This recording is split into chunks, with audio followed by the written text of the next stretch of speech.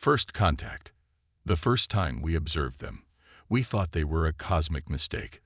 Thin-skinned creatures on a volatile world, breathing caustic oxygen, drinking corrosive water, and walking under the bombardment of solar radiation with nothing but their flimsy dermis to protect them. Their skeletal structure, calcium-based and brittle, broke under the slightest pressure. Their average lifespan barely registered as a blip in the cosmic calendar. By all accounts, they should have perished on their homeworld long before developing rudimentary spaceflight. Yet they persisted. We, the Etherians, have documented thousands of species across the Orion Arm. As keepers of the Galactic Codex, we observe, catalog, and determine when emergent species are ready to join the greater community. Most meet our established benchmarks: stable wormhole technology, unified planetary governance, and mastery of their genetic code.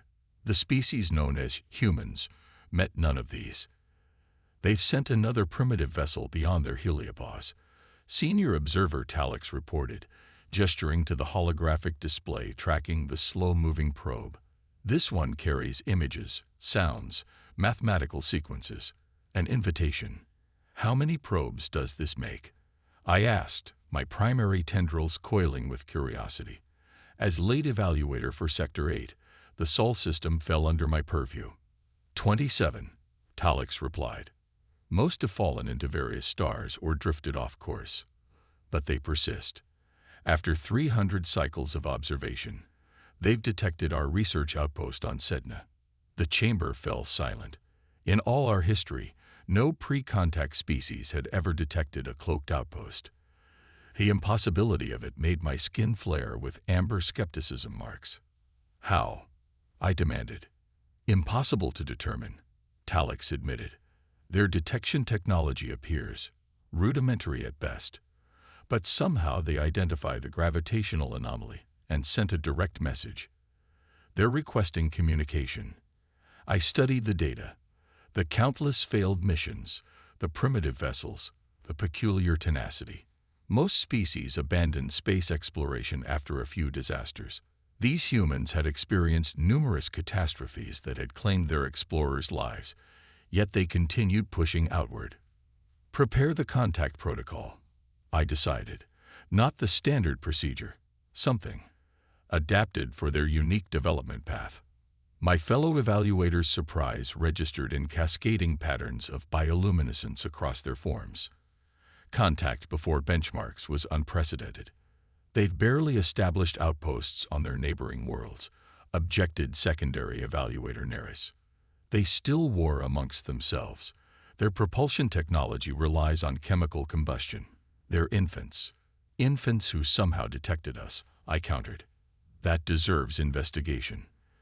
The first official contact occurred on their moon, a barren, airless rock they had somehow visited with their primitive technology generations earlier.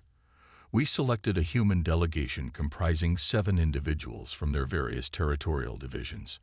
I expected fear, possibly worship. Instead, I encountered analytical curiosity and an unsettling directness.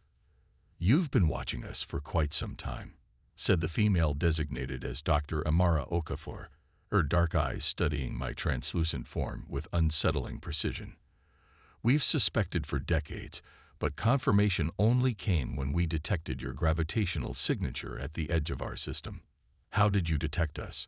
I asked, my universal translator converting my harmonic vibrations into their crude sound-based language. A small upward curve appeared on her face. A smile. According to our xenobiological database, indicating satisfaction or amusement. "We shouldn't have been able to," she admitted. "But we modified some astronomical instruments to search for exactly your type of presence after analyzing certain anomalies in our long-range data. When conventional methods failed, we tried unconventional ones." I would later learn this pattern. This tendency to abandon established methodology in favor of improvisational approaches was quintessentially human. The meeting proceeded with an efficiency that surprised us. These humans understood their limitations but showed no shame in them. They asked pointed questions about galactic governance, technological exchange, and defensive capabilities that revealed a species perpetually prepared for conflict. Most surprising was their reaction to learning they were among the physically weakest sentients in documented space. "We suspected as much," said the military representative, General Zhang. "Our biology evolved for endurance and adaptability, not physical power. We compensate." Over the subsequent rotations, we observed how thoroughly they compensated. Their ships, crewed by galactic standards, were redundantly engineered with multiple backup systems. Their environmental suits seemed primitive until we realized they could be repaired with minimal tools and adapted for various atmospheric conditions. Their weapons technology emphasized range and precision rather than destructive capacity, acknowledging they could not survive the close combat favored by most warrior species. The human delegation returned to Earth with information packets about the galactic community. Our protocols dictated a probationary period, typically lasting decades, before further interaction. The humans ignored this completely. Within one local year, they had established a rudimentary embassy on Mars with a communication array powerful enough to reach our nearest outpost. They requested participation in galactic affairs without waiting for formal invitation. The Council of Elder Species was outraged. The humans were informed their development timeline would follow established protocols. No exceptions. 3 local days later, a distress signal reached Sol from Proxima Centauri. The mining colony there, established by the insectoid Vexcar, had experienced catastrophic tectonic disruption. The humans intercepted the transmission. "We're dispatching relief vessels," Dr. Okafor informed us matter-of-factly. "Our calculations indicate we can arrive 12 hours before your nearest emergency response vessels." "Impossible," Talix objected. "Your propulsion systems have been modified," she interrupted. "We've incorporated theoretical applications of the spatial compression data you shared. Our implementation is crude but functional." "Those were theoretical models only," I said, vibrating with alarm. "Not practical designs." That upward curve appeared again on her face. "We made them practical." Within hours, 5 human vessels, designated Mercy Fleet, launched from Earth. Their drives emitted radiation signatures unlike anything we'd previously observed from them. The theoretical models they'd been given had been intended as educational examples of physics beyond their current understanding, not as blueprints.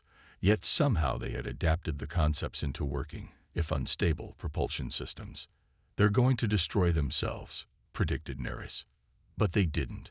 The human vessels reached Proxima Centauri with only 2 drive failures, both of which they repaired during transit.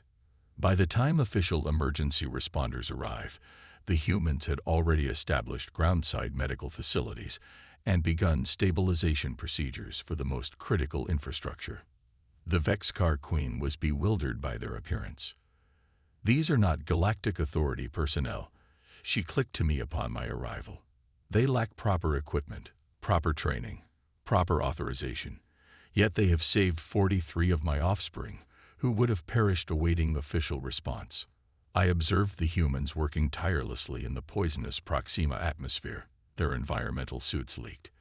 Their tools broke and were crudely repaired. They suffered injuries that their medics treated with primitive chemical compounds.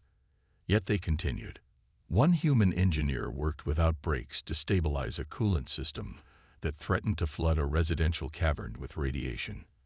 When the system finally stabilized, the human collapsed from exhaustion. I approached as their medics treated him. "Why continue when your technology is insufficient?"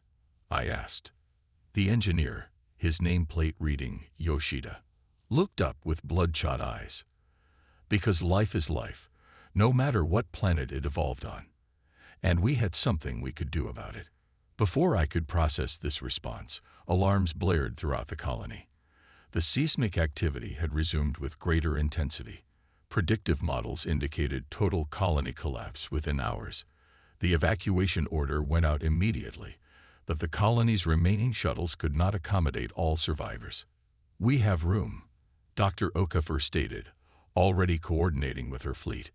"We'll need to strip our vessels to bare essentials and pack them to critical mass, but we can take everyone."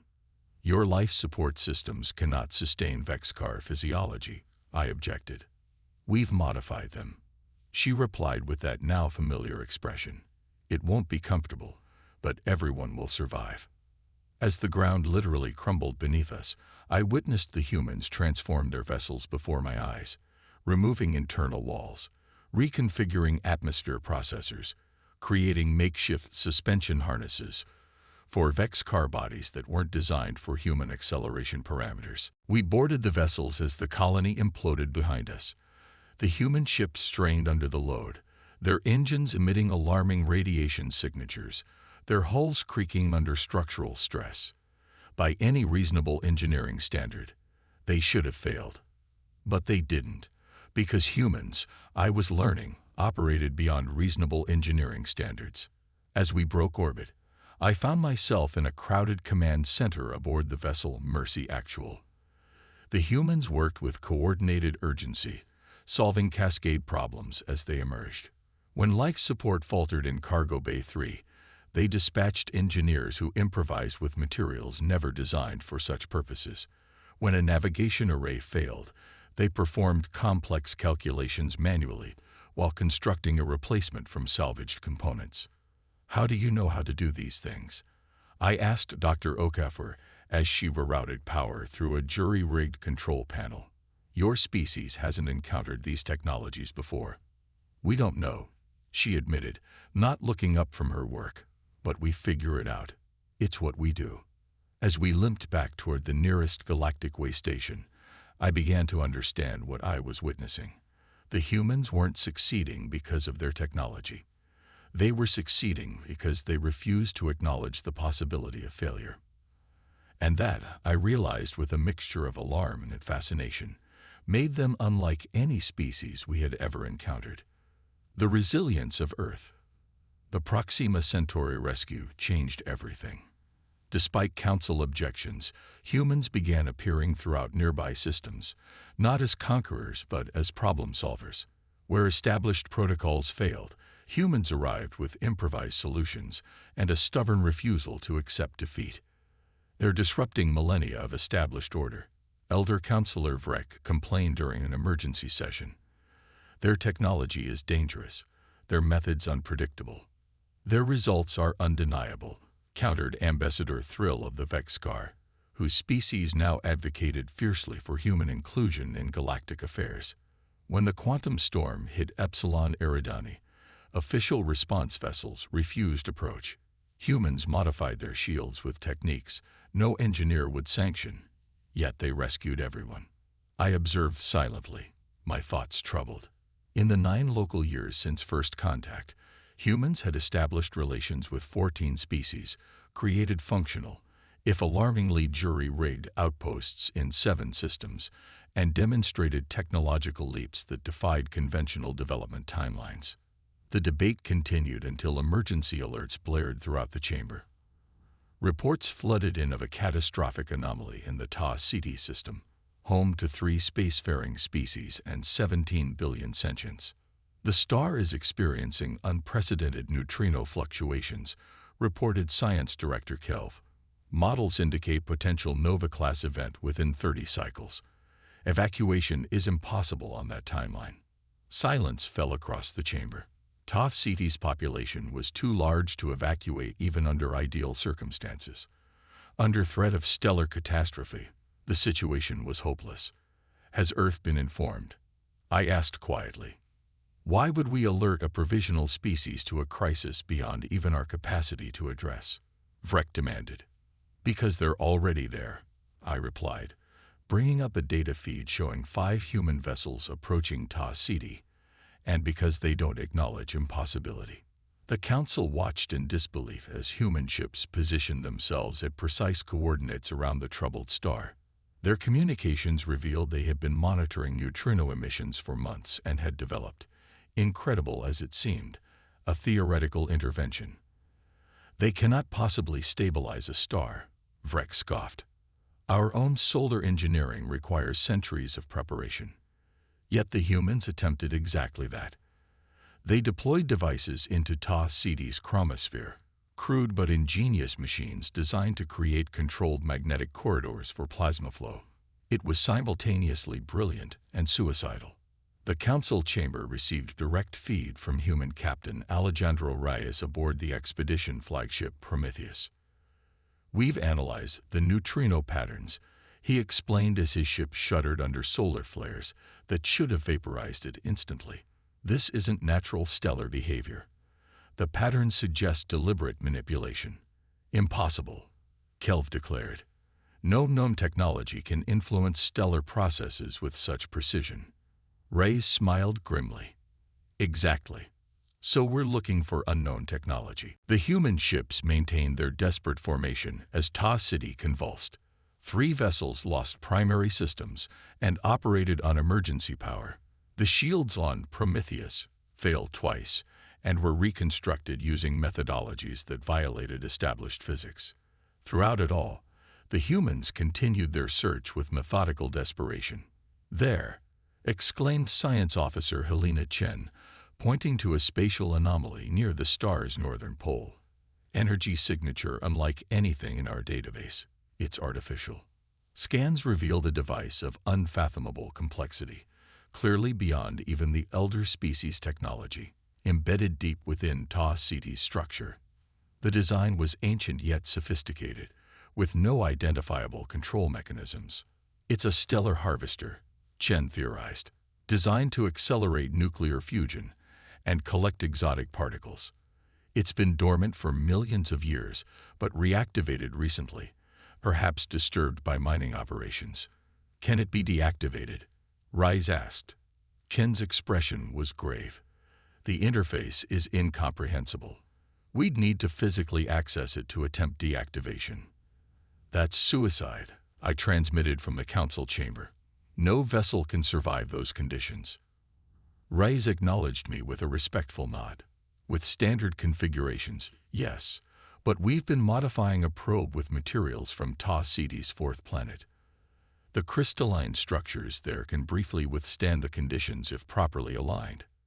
"You've never tested such a device," Kelv objected. "No time like the present," Rise replied, then cut transmission to focus on their desperate plan. The council watched in stunned silence as humans launched their makeshift probe toward certain destruction. Against all probability, it survived long enough to reach the ancient device. The humans transmitted deactivation sequences based on mathematical patterns they had discerned from the device's emissions. For 3 agonizing hours, nothing changed. Then, gradually, Ta City's neutrino emissions stabilized. The threat of catastrophic nova faded. "They succeeded," murmured Thrill, her mandibles clicking in shock. "But how?" demanded Vrek. "They lacked the knowledge, the technology, the experience." "They improvised," I said simply.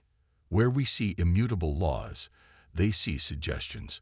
Where we recognize impossible barriers, they perceive challenges." In the aftermath, I traveled to Earth to better understand the species that defied our expectations. I walked among them on their crowded streets, observed their chaotic governance, witnessed their bizarre cultural practices. Their planet was a study in contradictions, simultaneously divided and united, primitive and innovative, destructive and nurturing. In a museum dedicated to their space exploration, I found my answer. Display after display showcased missions that had failed, spacecrafts that had exploded, astronauts who had perished, probes that had gone silent. Yet each failure was presented not as a terminus but as a stepping stone. One exhibit particularly captured this philosophy. It displayed the charred remains of a vessel that had burned upon atmospheric re-entry, claiming the lives of its 7 crew members. Beside it stood the next-generation spacecraft, incorporating lessons learned from the tragedy. A small human child approached as I studied the display. "They died," she said matter-of-factly, pointing to the wreckage. "But we fixed the problem and went back to space anyway." "Weren't your people afraid?" I asked. The child looked puzzled. Of course they were afraid, but giving up would be worse than being afraid. In that simple statement, I finally understood. Humans persisted not despite their fragility, but because of it. Their physical vulnerability had cultivated psychological resilience. Their brief lifespans had instilled urgency. Their divisive nature had bred competitive innovation. Their history of catastrophe had developed their capacity for emergency response. The Council formally recognized Earth as a full member of the galactic community 3 cycles later, the fastest advancement of any species in our records. The decision was not unanimous, but it was decisive. They're dangerous, Vrek maintained, unpredictable. Yes, agreed Elder Counselor Miv, speaking for the first time in the debate. But when the ancient harvester reactivated in Ta City, who among us attempted intervention? We calculated, deliberated, and prepared for inevitable tragedy. They acted. Throughout the galaxy, stories spread of these fragile, short-lived beings who refused to accept limitations. They established a reputation not as warriors or scholars, but as problem solvers. The species you called when conventional approaches failed. 5 decades after first contact, human outposts existed in over 40 systems. Their technology remained crude by galactic standards, but their methods proved consistently effective. They specialized in crisis response, developing a fleet of vessels designed to rapidly deploy to disaster zones with adaptable technology, and crews trained in xenobiological emergency care. On particularly hazardous missions, I often found myself working alongside Dr. Okafor, now in her 8th decade, but still active in the field. During one such mission, containing a dimensional rift on Proxima b, I finally asked the question that had occupied me since our first meeting. Your species faces more fundamental challenges than any advanced civilization in our records, I said as we calibrated containment fields. Your bodies break easily. Your lifespans are brief. Your technology lags centuries behind galactic standards. By all logical metrics, you should have perished on your homeworld. How have you persisted? She considered the question seriously before answering. There's an old human saying, necessity is the mother of invention. Our weakness forced us to become inventive. Our mortality taught us to value the time we have. Our divisions compelled us to constantly improve. She paused, hand steady as she adjusted critical settings. We survived because we've never had the luxury of assuming survival was guaranteed. As our mission concluded successfully, I looked at the assembled human team, exhausted, injured, their equipment falling apart around them, yet triumphant in their perseverance. I finally understood what made them unique among all species we had encountered. The question was never, have you seen them? These fragile, remarkable beings spreading throughout our galaxy. The question was whether we truly saw them for what they were, not the weakest species among us, but potentially the strongest. For humans had turned their greatest vulnerability, their awareness of their own fragility, into their greatest strength. And in doing so, they had become exactly what our complex, chaotic galaxy needed, problem solvers who refused to acknowledge defeat.